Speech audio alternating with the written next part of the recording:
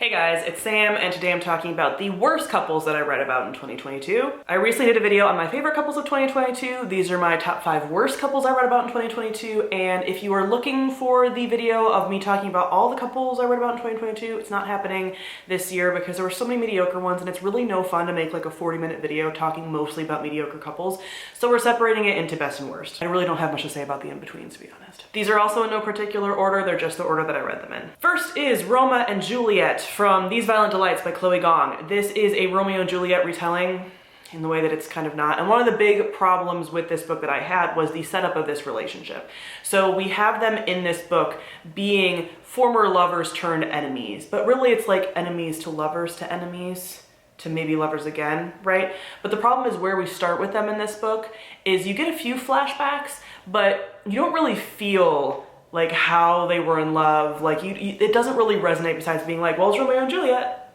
They obviously had to be really into each other. Like their reasons for being into each other are very like vague. You don't get to see that relationship develop, and all of it is really hinging on miscommunication. So for me, I love a Romeo and Juliet. I love a star-crossed lovers. I love a outside circumstances keeping us apart situation. But then you take all of that and you turn it into just miscommunication, which is there some miscommunication in Romeo and Juliet? Yes, because obviously it wasn't communicated like that someone was taking a potion, whatever. But the majority of what keeps them apart is the fact that they're from rival families, right? This is mostly like, oh, we're miscommunicating and we're not talking about some certain things, and so there's just misunderstandings. And then apparently book 2 is like much of the same, so this was awful. The second couple is Warden and Paige from the Bone season. You will notice that a lot of these books, not all of them, but a lot of these books were books that I didn't enjoy last year. This is a master-slave dynamic, but not in a consensual way, right? But in an actual, like, she is a slave, the power dynamic is so wonky. He is essentially like a vampire type thing. It's not very clear why they're even into each other. Nothing really, like organically develops there, and then all of a sudden it's like, oh, we love each other. It's like, what? Do you even know each other? Have you talked about anything? Are you guys just trauma bonding? Is it Stockholm syndrome? Feels like it, you know? So yeah, nothing. This is like that post-Twilight period where people were coming out with these kinds of books, and that's when this came out, and you can just deeply tell that it's just like mysterious older vampire man in love with essentially teenager. Here's a book I did love, but the relationship I didn't, and that is Loki and Boda from The Witch's Heart by Genevieve Gornichek.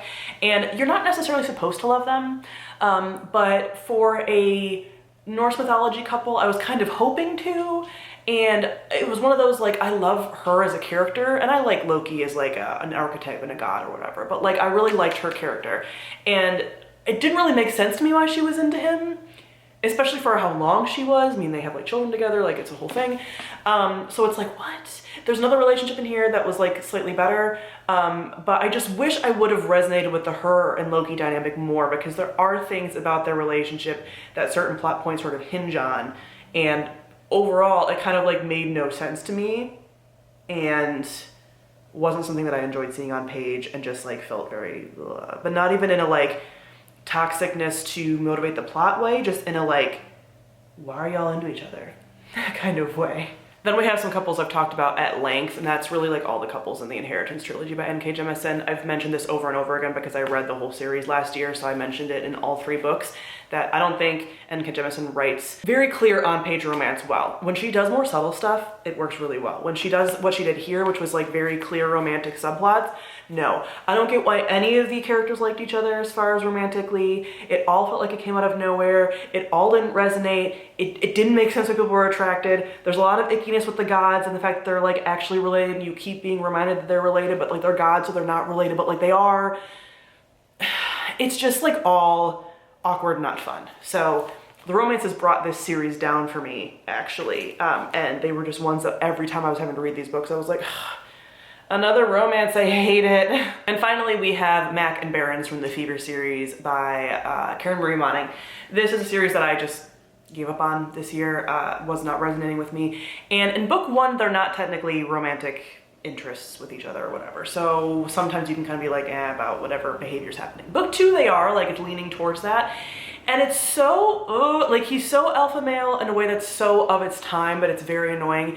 At some points, he does a lot of consent things. Like he tattoos her without her consent, and it's a way to like protect her. So it comes back around as like, well, it's a good thing I did tattoo you. And it's like, but you can't just tattoo someone, Barons. And then at one point when they're having some sexual chemistry, it's like right in front of a dead body. So they literally almost have sex next to a dead body.